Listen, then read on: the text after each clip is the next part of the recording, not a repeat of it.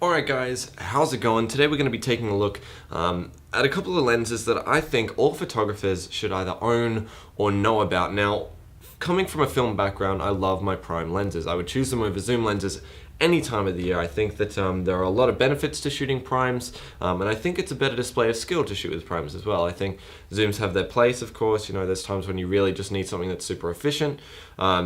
But in any other situation, in a situation where I can stop and I can be more precise with what I'm doing, I really prefer to shoot primes. And for people who are looking at going from a consumer level or from an entry level of photography or videography and want to break out into something a little bit more professional, these lenses are a really cheap and easy way to bring up the quality of your work. And the lenses that we're going to be taking a look at today are the new 50mm 1.8, which is a nice super cheap lens, and we're also going to be taking a look at the 50mm 1.4 USM. Now in my kit I've got the older 50mm 1.8, and I can kind of put those together and show you a little bit about them as well, but I think we should focus on the newer versions because if you're walking into a store, that's what you're going to be dealing with. Alright, so if you've come into this review hoping for a statistical breakdown between the two, I think you're wasting your time. Honestly, these lenses are so similar that I'd rather have a discussion about the way it feels to shoot with them and what you can kind of expect in terms of the difference of shooting at 1.8 versus shooting at 1.4, what the difference in the motors is, and I guess I kind of want to help inform which lens that you want to buy because there is quite a difference in price. The 50mm 1.8 is about $130, whereas this is up on, the 1.4 is up on about $400. So I think it's important to take that into consideration when you're looking at either lens. Now, from somebody who's shot extensively with the 50mm 1.8, I can tell you that this is an extremely reliable lens. Now, shooting with this in autofocus is a little bit difficult because it does have an STM motor. For those of you who don't know, that's a stepping motor. It's basically Canon's most basic motor. It's quite a loud motor and it's not necessarily the most accurate. So when you're doing autofocus with photo, it's not too bad. It might take a little bit longer to kind of hit your focus point, but with video, what you're going to notice is you're going to be able to hear the motor running while you're filming. That sound will actually travel through the lens into the camera and will be picked up by its microphone.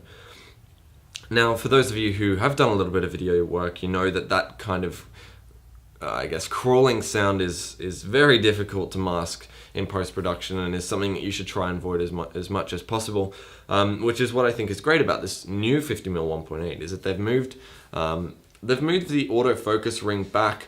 This one is, on the old 50mm 1.8, the focus ring is very close to the front of the lens, and it actually, if you can hear that, it's quite plasticky. You can hear that it's quite a loud focus, whereas this is a lot more quiet and a lot smoother.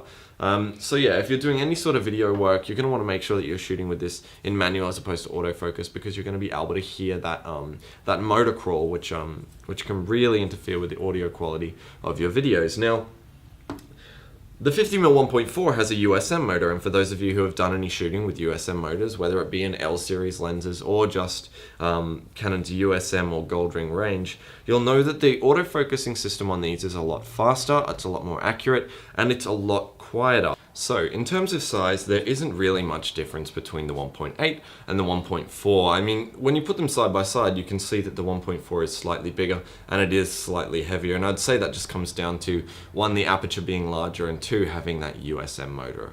Now, in terms of image quality, there isn't much of a difference between the 50mm 1.8, the 50mm 1.4, and even Canon's L series 50mm 1.2 when you're shooting at f4. Now, I found the only way I could kind of tell between each image was by punching in really close and actually pixel peeping on that image.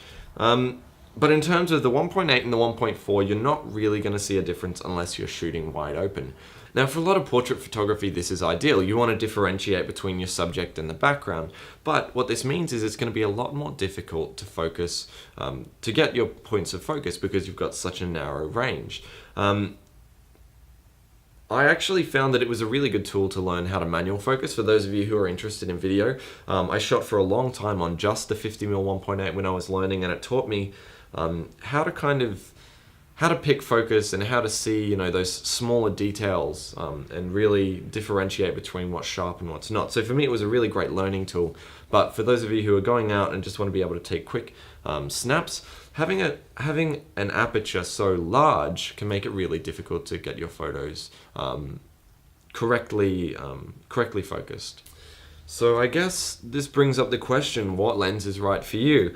I mean, the 50mm 1.8 is a lens that I really like purely because it's a nice, cheap, affordable lens that's going to give you a really nice portrait image. Now, the 50mm 1.4 is a lot faster and it's quieter and it's going to give you more bokeh, but is it really worth the extra $300? And in my opinion, I think not. If you're going to make the jump between an amateur lens and a pro lens, you should do it. You should go from the 50mm 1.4 to the 50mm 1.2 and kind of dodge the middle step, save yourself the money. But for those of you who might be, you know, people who aren't necessarily interested in going all the way and becoming, you know, investing the time, investing the money and becoming pro photographers, but you want a lens that's going to be, you know, nice to use and quiet and fast, then maybe the 1.4 is for you. And really, what it comes down to is opinion and personal preference. And I say that to all the people who come into the shop and ask me, you know, which one do you prefer? Which one do you prefer? Because at the end of the day, it doesn't matter. It's the one that you think is going to do the job for you. So, what I guess I can conclude with is, you've really got to look at, do you want a lens that is purely going to be better in low light and it's going to give you sharper images than maybe the 18 to 55 that you're shooting on now?